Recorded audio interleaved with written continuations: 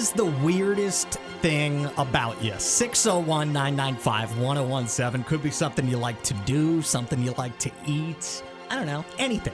601-995-1017. And I'm asking because maybe you haven't heard, but kind of the new buzzword is Kamala Harris has decided to call Trump and his running mate, J.D. Vance, weird. Like, that's just kind of like the tagline for Democrats.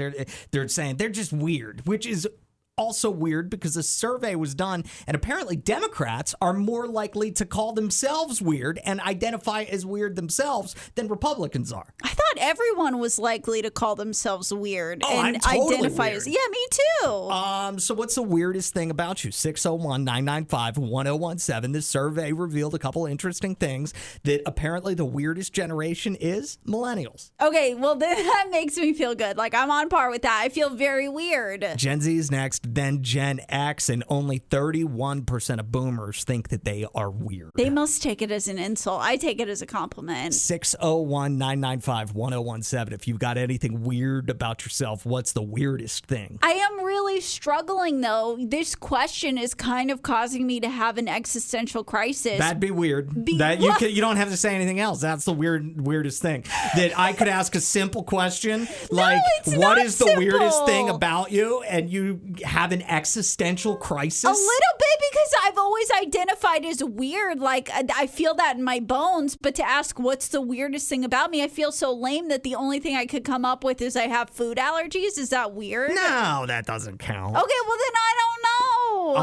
I would say for me, the weirdest things, like there's so many weird things that I do, like my obsession with different radio related things, or like the buttons. Like, I always click the buttons. Maybe sometimes you can even hear in the background. It's like a nervous tick that I have. That's pretty weird. But I think the amount of time and the amount of enjoyment I get out of not really the outdoors, but being on a porch. I love sitting on a porch somewhere with friends, by myself. It doesn't matter, but I love it. That's not weird. Like, there's science backed that that's really good for your mental health. Okay, well, look at me being ahead of the curve. I know. Hey, it's Y101. Who's this? This is Gus. Hey, could you take us off Bluetooth or speakerphone real quick and tell us the weirdest thing about you? Well, when I was younger, I used to like to smell the fumes from the buses. Oh, see, I never liked the bus fume smell, but I do like the smell of gasoline. You know what I mean? Ooh. Yeah, you know what you mean. Yeah. Thank you so much for the call. That is a little bit weird. Okay, thank you. Bye-bye. Have a great weekend. I'm enjoying listening to your show. Aw. We love you. Thank you so much. Okay, bye. Bye-bye. What's the weirdest thing about you? 601-995-1017. Can you beat liking the smell of bus fumes? Well, see, I kind of want to prove that all of these aren't actually that weird.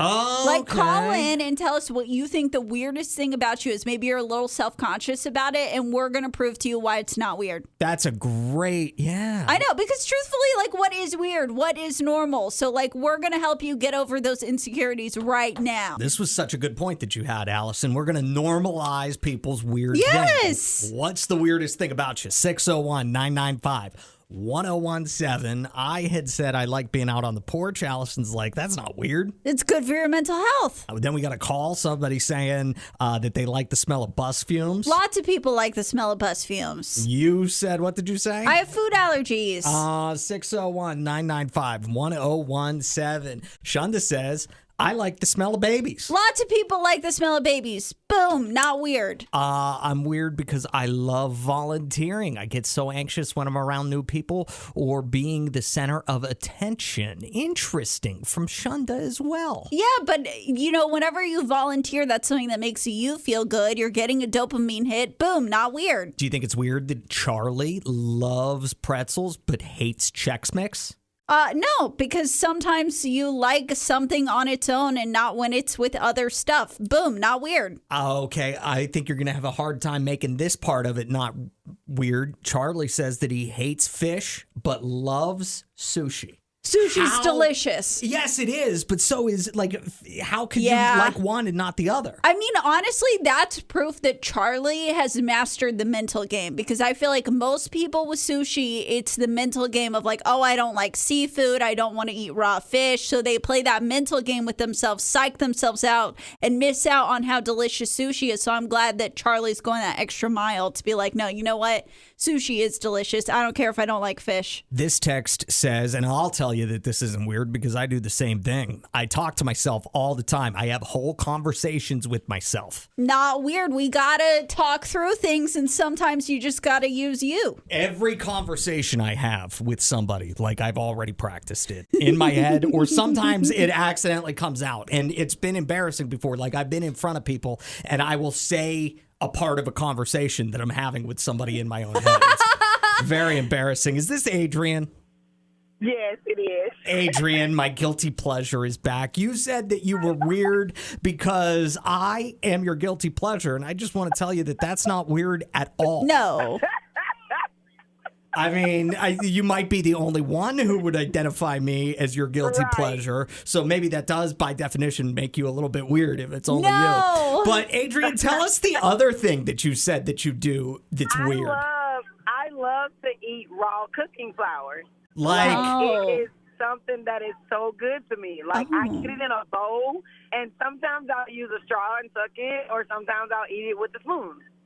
I'm having a hard time making this one not weird, Adrienne. So it's not just like if it's in cookie dough like that, I'm going to eat the raw flour and be like, I guess, like, if it gets me, it gets me. But this is just the flour. Yeah, just the flour. Like, for some reason, it has this I don't know, satisfying, like, softness on my palate, as well as a little bit of salty taste, as well as, like, yeah, so see, I'm over here deciphering flour, so that's weird. Do you have a preference, Adrienne? Do you have a preference, like what raw flour you're going to eat? It has to be self-rising flour. Oh my gosh. Adrienne, I'm having a real hard time figuring out how this isn't weird. This is a little weird. You're gonna bust your stomach. That flour is gonna self-rise inside of your stomach and it's gonna burst, Adrienne. I'm worried about you. I know, right? I know. I can't help it. It's so good. Oh my God. Adrienne, we missed you. Have a great day. Thanks for listening. I love y'all so much.